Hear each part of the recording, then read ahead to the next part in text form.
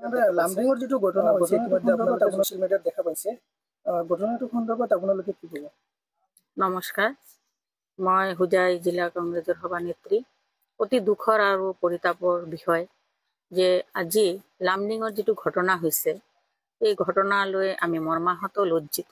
সেইকাৰণেই লজ্জিত যে আজি তেওঁলোক এই বিজেপি দল বজৰংগ নাম দি কিছু উশৃংখল যুৱক আমাৰ মাজত আমাৰ শান্তি আমাৰ যিটো শান্তি সামাজিক যিটো শান্তি এইটো বিনষ্ট কৰিবৰ কাৰণে এনেকুৱা ইনচিডেণ্ট কৰিছে।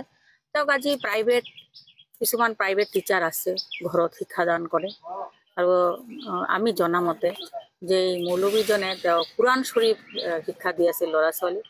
এতিয়া শিক্ষা দিওঁতে কোনো ধৰ্মীয় শাস্ত্ৰ শিক্ষা দিওঁতে এইটো অসামাজিক আৰু অন্যায় বুলি মই নধৰোঁ। আৰু এনেকুৱা এজন ধৰ্মীয় মৌলবীক মাৰধৰ কৰাটো লাজৰ কথা। তাতকৈও লাজৰ কথা মহিলাসকলৰ ওপৰত তেওঁলোকে আক্ৰমণ কৰিছে। মই নিউজত দেখিছোঁ মহিলাসকলক তেওঁলোকে বোলে গুৰ মাৰিছে।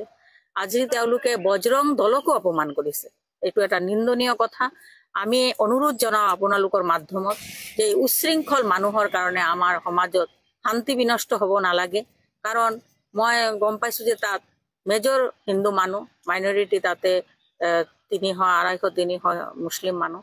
তাতে তেওঁলোকে এনেকুৱা অত্যাচাৰ কৰিছে। আমাৰ হোজাই ডিষ্ট্ৰিক্টত বহু অঞ্চলত এনেকুৱা গাঁও আছে য'ত 2-3 ঘৰ হিন্দু মানুহ থাকে, মুছলমান মানুহ মেজৰিটি, কিন্তু তেওঁলোকে শান্তিত বসবাস কৰে। কোনো অন্যায় অবিচাৰ আমাৰ হিন্দু পৰিয়ালটোক তেওঁলোকে নিজে দেখা শুনা কৰি ৰাখে যাতে কোনেও অসামাজিক কাম কৰিব নোৱাৰে, সেইফালে তেওঁলোকে লক্ষ্য ৰাখে। আজি যিটো কাম লামডিঙত কৰিছে ইয়াৰ দ্বাৰা মই সমস্ত ৰাইজক জনাব বিচাৰিছোঁ যে এই নিউজ চাই যাতে সমাজত শান্তি বিনষ্ট নহয়। আমি সামাজিকভাৱে আমাৰ কংগ্ৰেছ দল, ছেকুলাৰ দল, আমি হিন্দু মুছলমান একেলগে মিলা প্ৰীতিৰে বসবাস কৰোঁ। আৰু এটা কথা, এই যে ভাৰতবৰ্ষ আজি স্বাধীন ভাৰতত তেওঁলোকে বিজেপি দল ৰাজ কৰি আছে। এই ভাৰতবৰ্ষক যে স্বাধীনতা আনিবলৈ হিন্দু মুছলমান সকলোৱে তেজ দিছিল।